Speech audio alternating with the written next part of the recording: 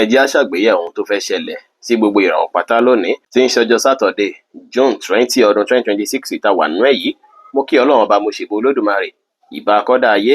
ìbà aṣẹ̀dá ọ̀run, mo ṣèbà Ọ̀rúnmìlà, atórí ẹni tí ò sunwọ̀n ṣe, ẹlẹ́rìí ìpín tó ń tayàn mọ́, mojúbọ ọkùnrin, mojúbọ obìnrin, mo kí gbogbo ojú tó ń wò mí níbikíbi tí ẹ ti ń gbọ́ mi káàkiri àgbáńlá ayé. Ẹ̀yin tẹ́ ń wò mí pátá, ẹ bá ń share fídíò yìí, ẹ pín kó jẹ́ òwúlò àtàǹfààní fọ́pọ̀ ènìyàn. Ojú tẹ́ fi ń wò mí ò ní fọ́, bẹ́ẹ̀ ọwọ́ tẹ́ fi ń bá mi share rẹ̀ ẹ ní fi gbọ́mọ sí ẹ sì ní fi gba lẹ́tà ìbànújẹ́ láṣẹ Èdùmàrè. Èèyàn oníràwọ̀ iná tó kanran yan Aries tàbí láàrin March 21 sí April 20. Ọjọ́ yìí ọjọ́ tó dára ló jẹ́, ọjọ́ tó sunwọ̀n ló jẹ́ pẹ̀lú. Ẹ̀yin tó bá ṣe pé tí ń bá tún pẹ̀lú ẹ ti ṣù tẹ́lẹ̀, ó ṣe ṣe kára yín jí pépé dáadáa lọ́jọ́ tòní. Opportunity sì máa wọlé fún yín dáadáa lọ́jọ́ tòní o, tó ṣe pé nípele báyìí níṣẹ́ yín lọ́jọ́ tòní. Táàsì àpọ̀ ńlẹ̀ tẹ́ fẹ́ mójútó, ẹ máa bísí dáadáa lọ́jọ́ ti tòní, tó sì jẹ́ pé bẹ́ẹ̀ ṣe ń ṣiṣẹ́ náà nínú yín á máa dùn, tára yín á máa yá gágá, kò ní sí wàhálà rárá lọ́jọ́ ti tòní o. Ọ̀pọ̀lọpọ̀ yín lọ́jọ́ tòní gan tó bá dàbí ìgbà pé ìlera wà lára yín tẹ́lẹ̀, ẹ máa fẹ́ máa falẹ̀ mọ́ lọ́jọ́ tòní ju nǹkan kí nǹkan lọ, ẹ máa fẹ́ máa plan lọ́jọ́ tòní, èyí ẹ máa fẹ́ máa gẹ̀ẹ́sì ara yín, ẹ máa wà careful, ẹ ní fẹ́ ṣe mistake lórí ohunkóhun tí ẹ bá ń ṣe rárá lọ́jọ́ tòní, ẹ ní fẹ́ kúgìrì ṣe nǹkan bẹ́ẹ̀ ṣe máa ń ṣe tẹ́lẹ̀tẹ́lẹ̀ lọ́jọ́ tòní, ẹ máa fẹ́ ṣe nǹkan ní ṣísẹ̀ntẹ̀lé, ní jẹ̀lẹ̀ńkẹ́ tẹ́lẹ̀ sì dára púpọ̀ tó máa ràn yín lọ́wọ́ ní gbogbo ọ̀nà. Iṣẹ́ yín á lọ bó ṣe yẹ kó lọ, ẹ máa lè balance gbogbo nǹkan yín, relationship yín á lọ dáadáa, ìrìwò náà wọlé fún yín lọ́jọ́ tòní pẹ̀lú. Aago 9:05 ní àṣálẹ́ sí aago 11:10 ní àṣálẹ́ jí àkókò èyí tó dára jù fún yín tí ń ṣe lucky hour fún yín lénìí tí kọ́lọ̀ ṣokoléètì sì jẹ́ kọ́lọ̀ èyí tó dára jù fún yín láti wọ̀ láṣọ ní ọjọ́ tòní. Oníràwọ̀ ìrùpẹ̀ alámọ̀ Taurus tàbí láàrin April 21 sí May 20. Ọjọ́ ìyọjọ́ oríire ló jẹ́, ọjọ́ ayọjọ́ dùn ló jẹ́, ọjọ́ tó ṣe é pé ẹ̀ fúnra lára yín ìdùnnú àtayọ̀ lẹ́ẹ̀ máa wá kiri, tó sì jẹ́ pé máa rí dùnnú náà, ẹ máa ráyọ̀ náà, gbogbo èèyàn àgbà tí yín dáadáa lọ́jọ́ tòní. Akitiyan tẹ́ bá ṣe láàyè iṣẹ́ kò ní já sásán, kò ní já sófo, àwọn èèyàn máa support yín, kódà ó ṣeéṣe kán fún yín promotion gan bíṣẹ́ lọ́jọ́ tòní, ó ṣeéṣe káwọn èèyàn dúpẹ́ fún yín lọ́jọ́ tòní fún iṣẹ́ takuntakun. Akitiyan tẹ́ bá ṣe níbi iṣẹ́ lọ́jọ́ tòní, àwọn èèyàn aláìkì ẹ̀ dáadáa lọ́jọ́ tòní. Ẹ rí dájú pé ipá àtakitiyan yín láàyè iṣẹ́, ẹ má ṣe gbéraga rárá, ẹ ṣe àwọn nǹkan tá tẹ́ yín lọ́rùn, ṣùgbọ́n ẹ má ṣe nǹkan tó máa pa ọmọlàkejì lára rárá lọ́jọ́ tòní. Ẹ ṣe dáadáa sí gbogbo èèyàn lénìí, káwọn èèyàn náà ṣe dáadáa sí yín padà, ọpọlọ yín á jí pépé, opportunity àti wọlé fún yín dáadáa ní gbogbo ọ̀rọ̀ lọ́jọ́ tòní. Ó dára kẹ́ ṣe dáadáa sáwọn ọmọdé lọ́jọ́ tòní, ẹ má na ọmọ kékeré lọ́jọ́ tòní kó dára, ẹ free ara yín pẹ̀lú àwọn èèyàn lọ́jọ́ tòní. Ẹ rí dájú pé tún wà pẹ̀lú olólùfẹ́ yín láṣálẹ́ tòní, látàrí pọ̀pọ̀lọpọ̀ yín ara yín á máa béèrè fún gbígbà bí kẹ́ wà pẹ̀lú olólùfẹ́ yín lọ́jọ́ tòní. Ọjọ́ tó dára ló jẹ́ o, kódà tẹ́ bá pàdé èèyàn tuntun lọ́jọ́ tòní lẹ́yìn tẹ́ wà single, ó ṣeéṣe kí ìbáṣepọ̀ yín kó bí marriage ní ọjọ́ iwájú, kó bí ire lọ́jọ́ iwájú. Kódà tẹ́ bá súnmọ́ èèyàn àjòjì lọ́jọ́ tòní, ó ṣeéṣe kí ìsúnmọ́ra ẹni yẹn kó di oyún lọ́jọ́ ti tòní. Fẹ́yìn tẹ́ tí ń wọ́mọ láti jọ́ pípẹ́, ẹ lè lọ bọ́ sínú ìsọjọ́ tòní láti fi sun oorun ọmọ, ó ṣeéṣe kí Olódùmarè kó fàṣẹ sí eléyìí fún yín lọ́jọ́ tòní. Iṣẹ́ á lọ dáadáa, relationship yín á lọ bó ṣe yẹ kó lọ, ìrìwò náà wọlé fún yín lénìí. Aago 11:20 láàárọ̀ sí aago 12:20 láàárọ̀ jí àkókò èyí tó dára jù fún yín tí ń ṣe lucky hour fún yín lénìí tí kọ́lọ̀ gold sì jẹ́ kọ́lọ̀ èyí tó dára jù fún yín láti wọ̀ láṣọ ní ọjọ́ tòní. Oníràwọ̀ afẹ́fẹ́ aláwàdà Gemini tàbí láàrin May 21 sí June 21. Ọjọ́ tòní ọjọ́ ìdùnnú, ọjọ́ ayọ̀ ló jẹ́, ọjọ́ oríire sì ló jẹ́ pẹ̀lú, pàápàá lẹ́yìn àti mọ̀lẹ́bí. Ọ̀rọ̀ family ló máa wà lọ́kàn yín dáadáa lọ́jọ́ tòní, ẹ máa arrange ilé yín dáadáa lọ́jọ́ tòní o, ẹ máa ṣàtúnṣe ilé, ó ló ṣeéṣe kẹ́ rán kankan bí opportunity, bóyá àwọn bí nǹkan bí home appliances tẹ́ máa nílò nínú ilé, ó ṣeéṣe kí ó wùn yín láti rà lọ́jọ́ tòní. Tápárá bá ka ẹ lè ṣe bẹ́ẹ̀ lọ́jọ́ tòní, kò sí wàhálà. Èyí ó ṣeéṣe kí ẹ máa ṣàwọn kankan tó ṣe é pé á beautify inú ilé yín, á bí káyìíká yín wà òkè. Tẹ́ bá lọ bí iṣẹ́ gan, rí dájú pé àyíká yín wà ní ìmọ́tótó, ilé yín náà jẹ́ kó wà ní ìmọ́tótó. Ẹ máa fẹ́ máa plan àwọn kankan fún ilé yín lọ́jọ́ tòní, tó sì dára kẹ́ ẹ ṣe bẹ́ẹ̀. Gbogbo plan tẹ́ bá ní lọ́jọ́ tòní ló máa work fún yín, kò sí problem rárá lọ́jọ́ tòní. Free day ló jẹ́, ẹ fi bẹ́ẹ̀ bí iṣẹ́ ẹ fi bára ṣe, ẹ fi ṣàtúnṣe ilé lọ́jọ́ ti tòní, ẹ free ara yín, iṣẹ́ á lọ dáadáa, relationship yín á lọ bó ṣe yẹ kó lọ, ìrìwò náà wọlé fún yín lọ́jọ́ tòní pẹ̀lú. Aago 7:20 láàárọ̀ sí aago 8:15 láàárọ̀ jí àkókò èyí tó dára jù fún yín tí ń ṣe lucky hour fún yín lénìí tí kọ́lọ̀ grey sì jẹ́ kọ́lọ̀ èyí tó dára jù fún yín láti wọ̀ láṣọ ní ọjọ́ tòní. Oníràwọ̀ omi agbára Cancer tàbí láàrin June 22 sí July 22. Ọjọ́ ìjọjọ́ tó ṣe é pé ó dára púpọ̀, ọjọ́ tó tayọ ló jẹ́, ọjọ́ tó ṣe é pé ẹnu ò ní máa ròyìn rárá o. Àwọn èèyàn á béèrè ẹjọ́ lọ́wọ́ yín, àwọn èèyàn wá fọ̀rọ̀ lọ yín dáadáa lọ́jọ́ tòní, ẹ̀yin náà sì máa dá sí i. Wọ́n rí pé ẹ lọ́pọlọ, wọ́n rí pé rí làákàyè dáadáa ló fi wá ń bá yín sọ̀rọ̀. Ẹ rí dájú pé ẹ lọ́pọlọ pípé lọ́jọ́ tòní láti fi bá àwọn èèyàn dá sọ̀rọ̀, ẹ fi ran àwọn èèyàn lọ́wọ́. Ọpọlọ pípé yín àti idea yín lọ́jọ́ tòní ó lè jẹ́ nǹkan tó ṣe é pé á tú ọmọ ẹlòmíì sílẹ̀ nínú ìgbèkùn tó wà lọ́jọ́ tòní. Ọjọ́ tòní dára láti fi ran àwọn èèyàn lọ́wọ́, ṣùgbọ́n ẹ má ṣàlàyé secret yín fẹ́nikẹ́ni, ẹ má ṣàlàyé experience yín, èyí tó ṣe pé ẹnìkan kan ò gbọ́dọ̀ mọ̀. Ẹ má ṣàlàyé ẹ̀fẹ́nikẹ́ni lọ́jọ́ tòní, ẹ fọgbọ́n ṣe lọ́jọ́ tòní kéni lè lọ dáadáa, ẹ lo idea yín lórí iṣẹ́ tiyín náà, ẹ polówó ọjà yín dáadáa lọ́jọ́ tòní, ẹ fẹnu béèrè ire lọ́jọ́ tòní, ẹ fẹnu béèrè ìrànlọ́wọ́ lọ́jọ́ tòní, gbogbo ohun tẹ bá béèrè fún ṣeéṣe kí ó ṣe lọ́jọ́ tòní. Ọjọ́ tó free lọ́jọ́ tòní jẹ́ fún yín. Aago 8:15 láàárọ̀ sí aago 10 láàárọ̀ jí àkókò. Èyí tó dára jù fún yín tí ń ṣe lucky hour fún yín lénìí tí kọ́lọ̀ mustard sì jẹ́ kọ́lọ̀ èyí tó dára jù fún yín láti wọ̀ láṣọ ní ọjọ́ tòní. Oníràwọ̀ iná tó gbóná riri Leo tàbí láàrin July 23 sí August 22. Ọjọ́ yìí ọjọ́ ayọ̀ ọjọ́ ìdùnnú ló jẹ́, ọjọ́ ire ló jẹ́ pẹ̀lú. Ẹ máa rí nǹkan ìdùnnú, oore kan bùà tẹ́tí ń ṣiṣẹ́ lé lórí láti jọ́ mẹ́ta ó ṣeéṣe kó bọ́ sí fún yín lọ́jọ́ tòní. Akitiyan tẹ́tí ń ṣe láti jọ́ mẹ́ta ó ṣeéṣe kó wọ́ọ̀kì fún yín lọ́jọ́ tòní. Tẹ bá tẹpá mọ́ṣẹ́ lé ní ẹ máa rá àǹfààní jẹ, ẹ máa rí ire gbámú dáadáa. Tẹ bá ń jáde lọ lé ní ẹ múra dáadáa kí ẹ dùn rí lójú. Bẹ́ẹ̀ sì ni àwọn kankan máa wà lọ́kàn yín tẹ fẹ́ gbé ṣe, bóyá bí àwọn nǹkan nìkan tẹ fẹ́ rà. Ẹ máa fẹ́ ra àwọn kankan lọ́jọ́ tòní tó máa jẹ́ nǹkan ní tẹ́tí ń wò pé nǹkan yẹn mo fẹ́ láti jọ́ nǹkan yẹn máa jẹ́ nǹkan tẹ máa bàbàrà púpọ̀. Ó ṣeé ṣe kí ẹ rí wọn ṣe lọ́jọ́ tí tòní o, tàbí kó ṣe é pé ẹ tí ń wá bẹ́ẹ̀ fẹ́ ṣe láti jọ́ mẹ́ta tó ṣe é pé lásìkò yẹn máa rọ́ opportunity àtàǹfààní láti rí nǹkan náà ṣe. Ọ̀pọ̀lọpọ̀ yín náà sì rí tẹ́tí ń wò pé fẹ́ invest, ẹ fẹ́ bẹ̀rẹ̀ bísínẹ́sì, ẹ lè bẹ̀rẹ̀ lọ́jọ́ tòní kó sì wàhálà kò sí ìdààmú. Ẹ fẹ̀lẹ̀ ṣe lọ́jọ́ tòní, kẹfọgbọ́n ṣe láwùjọ. Ẹ lè kówó ra àkọ́kí kan lọ́jọ́ tòní, ṣùgbọ́n ẹ má nànú àpà. Ẹ lè fowó pamọ́ fún lọ́jọ́ iwájú, ẹ lè fowó yín investment tẹ bá ṣe lé ní abiri lọ́jọ́ iwájú fún yín. Kò sí wàhálà ara lọ́jọ́ tòní, free day ló jẹ́, iṣẹ́ lọ dáadáa, relationship yẹn á lọ bó ṣe yẹ kó lọ, ire ó náà wọlé fún yín lénìí. Aago 10 láàárọ̀ sí aago 12 kọjá ìṣẹ́jú 15 ní ọ̀sán jí àkókò. Èyí tó dára jù fún yín tí ń ṣe lucky hour fún yín lénìí tí kọ́lọ̀ dark green sì jẹ́ kọ́lọ̀ èyí tó dára jù fún yín láti wọ̀ láṣọ ní ọjọ́ tòní. Oníràwọ̀ ìpẹ́ funfun Virgo tàbí láàrin August 23 sí September 22. Ọjọ́ yìí ọjọ́ ìdùnnú ló jẹ́, ọjọ́ ayọ̀ ló jẹ́ pẹ̀lú. Ẹ máa gbéra yín gẹ́gẹ́ báyìí ni, bí ìgbà pé káyé yín ti dára, bí ìgbà pé kọ́kàn yín ti balẹ̀ ló máa rí. Ẹ máa fẹ́ máa falẹ̀ mọ́ nǹkan fúnra yín fún gbèsè ayé yín. Ọjọ́ tòní jẹ́ tó ṣe é pé máa ràwọ̀ túwò nípa ibi tẹ́ ti ń bá bọ̀, ibi tẹ́ dé dúró àti ibi tẹ́ ń lọ. Ó sì dára kẹ́ ṣe bẹ́ẹ̀ lásìkò yìí látàrí pé introspection yìí ó ṣeéṣe kó bí nǹkan tí ẹ̀ ń fẹ́ gangan. Ó ṣeéṣe kó tọ́ yín sọ́nà pé lágbájá báyìí ni kó tọ̀nà, báyìí ni kó rìn sí. Ọjọ́ tòní ẹ máa ráwọn kankan achieve lásìkò yìí tó máa jẹ́ nǹkan àjẹmọ́nú, tó máa jẹ́ nǹkan personal life tọ̀dọ̀ ti yín.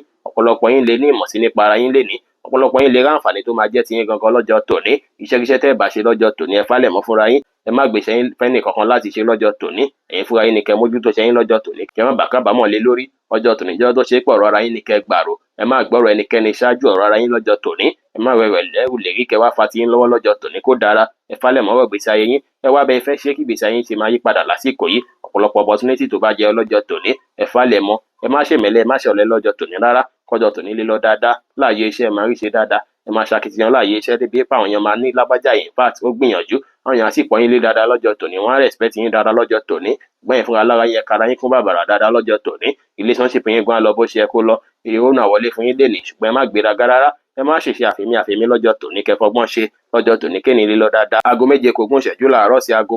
8:15 ní àárọ̀ jí àkókò. Èyí tó dára jù fún yín tí ń ṣe lucky hour fún yín lénìí tí kọ́lọ̀ wáìnì sì jẹ́ kọ́lọ̀ èyí tó dára jù fún yín láti wọ̀ láṣọ ní ọjọ́ tòní. Oníràwọ̀ afẹ́fẹ́ má rí mi fín Libra tàbí láàrin September 23 sí October 22. Ọjọ́ tòní ọjọ́ tó dára ló jẹ́ fún yín o, ọjọ́ tó sunwọ̀n ló jẹ́, ọjọ́ tó ṣe é pọ̀pọ̀lọpọ̀ yín ara yín máa yá gágá. Ó dàbí ìgbà pé nǹkan kan lé yín nínú ọkàn pé lágbájá ó yá wá ṣe báyìí, tàmẹ̀dù ó yá wá gbé ìgbésẹ̀ báyìí. Ohun tó ń sọ sí yín lọ́kàn yẹn ẹ tẹ̀lé, torí òun gangan ni best friend yín. Òun lọ̀rẹ́ tímọ́tímọ́ tẹ̀lé trust, ẹ lè trust ẹnìkankan lọ́jọ́ tòní ju nǹkan tó ń sọ sí yín lọ́kàn lọ. Ohun tó ń sọ sí yín lọ́kàn yín ni kẹ́ tẹ̀lé, kẹ́ fi gbáradì fáwọn àṣeyọrí, kẹ́ fi gbáradì fáwọn oore gbogbo tó ń bọ̀ láìpẹ́ láì jìnà. Ọ̀pọ̀lọpọ̀ yín máa rí nǹkan tó ṣe é pé amúkára yín yá gágá, amúkọ̀kọ̀ yín balẹ̀ pẹ̀sẹ̀ lọ́jọ́ tí tòní. Ọ̀pọ̀lọpọ̀ yín sì lè láàlá tó ṣe é pé bóyá àlá ìkan ló máa fún yín ní hope, ara yín á kọ̀ yá gágá lọ́jọ́ tòní ni. Ọ̀pọ̀lọpọ̀ yín náà sì rèé, ó ṣeé ṣe lọ́jọ́ tòní kó ṣe yín bí ìgbà pé kẹ́ tiẹ̀ ṣe prayer, bí ìgbà pé kẹ́ falẹ̀ mọ́ àwọn kankan fún ìdàgbàsókè ìgbésí ayé yín. Ó dára kẹ́ ṣe bẹ́ẹ̀. Ní pàtàkì jùlọ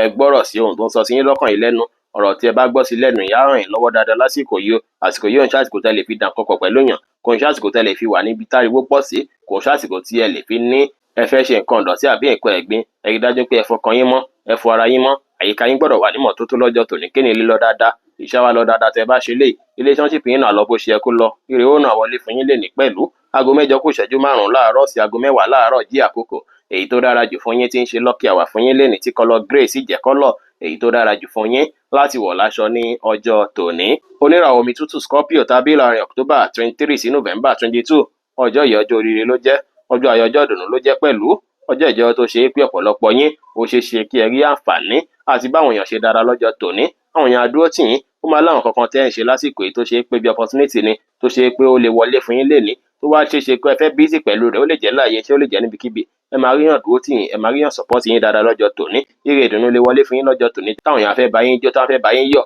tàbí kó ṣe é pé ire kan á wọlé fẹ́ni tó súnmọ́ yín tẹ̀yìn gangan fún ayá fẹ́ bá celebrate lọ́jọ́ tòní pé lágbájá mo bẹ́ẹ̀ yọ̀ mo bẹ́ẹ̀ dúpẹ́ fún pé ṣe lé ó ṣeé ṣe kó ṣílẹ̀kùn oore fẹ́yìn náà ó ṣeé ṣe kó ṣílẹ̀kùn àánú fẹ́yìn náà àwọn ọ̀rẹ́ àtàwọn ojúlùmọ̀ á fẹ́ bá yín ṣe lọ́jọ́ tòní ẹ̀yin náà bá wọn ṣe dáadáa lọ́jọ́ tòní kẹjọ kọ̀wọ́ pọ̀ tẹ bá lọ bí iṣẹ́ lọ́jọ́ tòní àwọn kọ̀líìgì yín gan á dúró tí yín wọ́n á support yín tó ṣe pé ìbáṣepọ̀ yín àti olólùfẹ́ yín gan á dùn alárinrin dáadáa lọ́jọ́ tòní kódà tó bá ṣe páwọ̀ wà láàrin yín tẹ́lẹ̀ ẹ lè ríyàn bá yín parí àwọ̀ náà lọ́jọ́ tòní tó ṣe é pààrin yín agúnrégé tí ò ní sí wàhálà tí ò ní sí ìdààmú igi owó gan wọlé fún yín lọ́jọ́ tòní tẹ bá lọ bí iṣẹ́ ó dára kẹ́ tètè dé kẹ wá bá wọn rẹ kẹ bá wọn ládùúgbò kẹ bá wọn yàn sí lọ́jọ́ tòní kẹ fi ara yín pẹ̀lú wọn ó ṣeé ṣe káǹfààní kan tibẹ̀ jáde lọ́jọ́ tòní fún yín aago 10 láàárọ̀ sí aago 12 kọjá ìṣẹ́jú 15 ní ọ̀sán jí àkókò èyí tó dára jù fún yín tí ń ṣe lucky hour fún yín lénìí tí kọlọ navy blue sì jẹ́ kọ́lọ̀ èyí tó dára jù fún yín láti wọ̀ láṣọ ní ọjọ́ tòní oníràwọ̀ inú àtùpà Sagittarius tábìlì láàrin November 23 sí December 22 ọjọ́ yìí ọjọ́ ayọ̀ ló jẹ́ ọjọ́ ìdùnnú ọjọ́ ire ló jẹ́ pẹ̀lú tó ṣe é pé ọ̀rọ̀ iṣẹ́ yín báyìí ló máa wà lọ́kàn yín gbágbágbá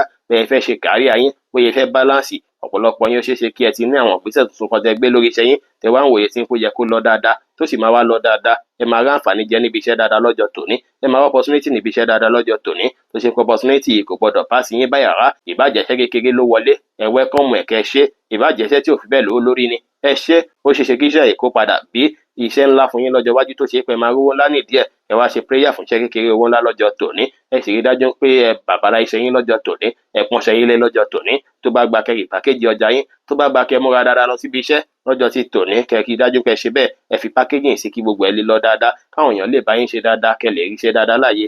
iṣẹ́ lọ dáadáa lè ní relationship yín á lọ bó ṣe ẹ kó lọ ire owó náà wọlé fún yín lè ní pẹ̀lú aago 12 kọjá ìṣẹ́jú 15 ní ọ̀sán sí aago 2 kọjá 30 ìṣẹ́jú ní ọ̀sán jí àkókò èyí tó dára jù fún yín tí ń ṣe lucky hour fún yín lẹ́ni tí kọ́lọ̀ dark grey sì jẹ́ kọ́lọ̀ èyí tó dára jù fún yín láti wọ̀ láṣọ ní ọjọ́ tòní oníràwọ̀ ìrùpẹ̀lẹ̀ eruku Capricorn tàbí láàrin December 23 sí January 19 ọjọ́ yìí ọjọ́ ayọ̀ ló jẹ́ ọjọ́ ìdùnnú ló jẹ́ ọjọ́ ire ló jẹ́ fún yín pẹ̀lú ọjọ́ tó ṣe é pé kẹ́ máa retí opportunity ire ọ̀nà jíjìn wà fún yín ọ̀pọ̀lọpọ̀ yín máa travel gan lásìkò yìí travel àwáyé fún yín lọ́jọ́ tòní travel náà lè jẹ́ fún ti iṣẹ́ opportunity travel yìí tẹ́ bá lọ ó ṣeé ṣe kí travel kó bí dùnnú kó báyọ̀ kó boríire fún yín lọ́jọ́ tòní o ọjọ́ tó ṣe é pé ẹ jẹ́ gbádùn ayé ló jẹ́ ọjọ́ tó ṣe é pé àǹfààní àwọlé tọ̀ yín wá dáadáa ló jẹ́ ó ṣeé ṣe kí ẹ gbúrò òkèèrè kẹdùnnú kẹyọ̀ dáadáa lọ́jọ́ tòní àwọn èèyàn bá yín ṣe lọ́jọ́ tòní ọ̀pọ̀lọpọ̀ yín sì rí ó ṣe ti kẹwẹ́ kàn máa lejò látọ̀nà jíjìn lọ́jọ́ tòní tàbí kó ṣe pé ní tẹ́tí gbúrò látọjọ́ pípẹ́ tó ṣe pé máa tún gbúrò wọn lọ́jọ́ tòní tẹ́lẹ̀ àbídùnnú tá báyọ̀ fún yín ó dára kẹ́ jáde lọ láti lọ́wọ́ oore lọ́jọ́ tòní kò dára kẹ́ jókòó sílé láì ṣe ohunkóhun ọ̀pọ̀lọpọ̀ yín náà sì rí ẹ máa ní ìmọ̀ lọ́jọ́ tòní àwọn ìmọ̀ kan máa wá tó máa ṣarajọ fún yín lọ́jọ́ tòní tó ṣe pé ìmọ̀ yìí máa jẹ́ tó ṣe pé tẹ́ bá mọ̀ á ràn gbèsè yín lọ́wọ́ á bí dàgbàsókè fún yín dáadáa pẹ̀lú gbogbo ìmọ̀ tẹ́ bá mọ̀ lọ́jọ́ tòní ẹ lò lórí nǹkan kí nǹkan tẹ́ bá ń ṣe káyé yín lè ní tẹ̀síwájú ayọ̀ kó lè ní tẹ̀síwájú eré iṣẹ́ àwọlé dáadáa lọ́jọ́ tòní ire àwọlé fún yín dáadáa lọ́jọ́ tòní relationship yín àti olólùfẹ́ yín á dára bẹ́ẹ̀ sì ni iṣẹ́ á lọ dáadáa aago 2 kọjá 30 ìṣẹ́jú ní ọ̀sán sí aago 5 kù ìṣẹ́jú 15 ní ìrọ̀lẹ́ jí àkókò èyí tó dára jù fún yín tí ń ṣe lucky hour fún yín lẹ́ni tí kọ́lọ̀ deep purple sì jẹ́ kọ́lọ̀ èyí tó dára jù fún yín láti wọ̀ láṣọ ní ọjọ́ tòní oníràwọ̀ afẹ́fẹ́ oníbìínú Aquarius tàbí láàrin January 20 sí February 19 ọjọ́ yìí ọjọ́ tó dára ló jẹ́ ọjọ́ oríire ló jẹ́ pẹ̀lú ọjọ́ ìjọba tó ṣe é pé ọ̀pọ̀lọpọ̀ yín ire ìfà á wọlé fún yín ìfà tẹ̀ẹ̀rọ kan níbikíbi á wọlé fún yín lọ́jọ́ tòní ire tẹ̀ẹ̀tẹ̀ yíṣẹ́ fún tẹ̀ẹ̀tẹ̀ straight fún rárá ó ṣeé ṣe kó wọlé fún yín dáadáa lọ́jọ́ ti tòní tó ṣe pé ẹ máa rí dùnnú látàrí eléyìí ẹ máa ráyọ̀ látàrí eléyìí lọ́jọ́ ti tòní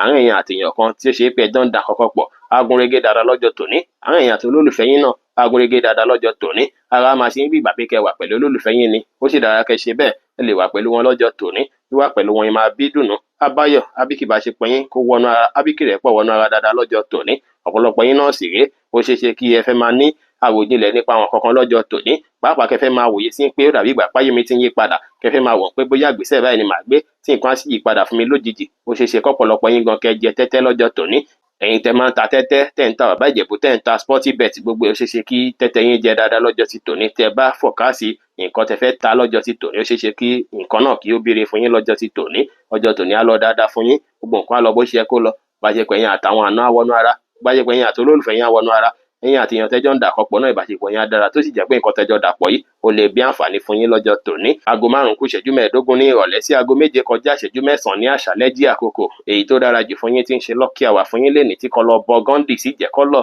èyí tó dára jù fún yín láti wọ̀ láṣọ ní ọjọ́ tòní. oníràwọ̀ omi tí kì í ru Pisces tàbí láàrin February 19 sí March 20 ọjọ́ yìí ọjọ́ tó tayọ ló jẹ́ ọjọ́ oríire ló jẹ́ pẹ̀lú láàrin ẹ̀yin àti olólùfẹ́ yín á dàbí ìgbà pé ẹ ṣẹ̀ṣẹ̀ gbéra yín níyàwó ẹ ṣẹ̀ṣẹ̀ gbéra yín ní ọkọ lọ́jọ́ tòní ní ìbáṣepọ̀ yín á wọnú ara dáadáa. ẹ̀yin tẹ́ bá sì pàdé olólùfẹ́ lọ́jọ́ tòní ìbáṣepọ̀ yín máa wà active dáadáa tó ṣe pé tẹ́ bá ríra yín ẹ̀rín lè jẹ nílé mú ẹ̀rín lè sùn ẹ̀rín lè wo ló máa rí ìbáṣepọ̀ yín máa dùn láàrin yín lọ́jọ́ tòní. ọjọ́ ìdára púpọ̀ fẹ́yìn tẹ́jọ́ ọkùnrin tẹ́ ń wáyàwó láti fi ta tẹ́tẹ́ yín bóyá tẹ́tẹ́ yín máa jẹ lénìí ẹ̀yin tẹ́ sì jóbìnrin náà ó ṣeéṣe kéèyàn wọnú ayé yín lọ́jọ́ tòní tó ṣe pé ẹni tó wọnú ayé yín ò lè jẹ́ni tó ṣe pé ẹjọ́ máa wà fún ìgbà pípẹ́ tí ìbáṣepọ̀ yín máa wọnú ara tọ́rọ̀ yín máa yéra yín ṣùgbọ́n tẹ́ bá máa jà báyìí náà ìjà yín lè lágbára náà pẹ̀lú bí márèjì sì ṣe máa ń lọ náà nìyẹn ká rẹ́ díẹ̀ ká jà díẹ̀ òun ló ní márèjì ẹ̀ disagree kẹ́ tó agree náà ní lórí ohunkóhun ìbáṣepọ̀ yín àti olólùfẹ́ yín á wọnú ara dáadáa lọ́jọ́ tòní kò ní síjà kò ní sí wàhálà lọ́jọ́ tòní passion máa wà fún yín dáadáa lọ́jọ́ tòní tó ṣe pé ìfẹ́ yẹn ló máa léwájú ọ̀rọ̀ gbèsè ayé yín gan lè má mú yín lọ́kàn rẹpẹtẹ tó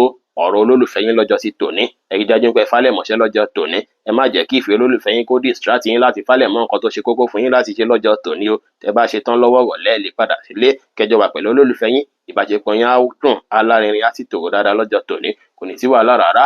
ìrèwó gan lè wọlé fún yín dáadáa lénìí pẹ̀lú pàápàá yín tẹ́ ń ṣiṣẹ́ tó jọ mọ́ me and my husband lọ́jọ́ tòní ìrìá wọlé fún yín dáadáa lọ́jọ́ tòní aago 7:09 ní àṣálẹ́ sí aago 9:05 ní àṣálẹ́ jí àkókò èyí tó dára jù fún yín tí ń ṣe lucky hour fún yín lénìí tí kọ́lọ̀ pink sì jẹ́ kọ́lọ̀ èyí tó dára jù fún yín láti wọ̀ láṣọ ní ọjọ́ tòní bí ó ṣe jẹ́ nìyẹn fún gbogbo orúfẹ́ ìràwọ̀ méjìlá tó wà pátá ẹ̀yin tẹ́ ń wò mí pátá ẹ má gbàgbé pé Ọlọ́run bo Olódùmarè nìkan lọ́ba tó ní ìmọ̀ jùlọ ẹ̀yin tẹ́ fẹ́ ṣèwádìí onírúurú láǹfààní àti kàn sí wa ní WhatsApp 09033897161 ire gbogbo ajẹ́ tiwa lónìí lọ́sẹ̀ yìí lóṣù yìí àti ní gbogbo ọjọ́ ayé wa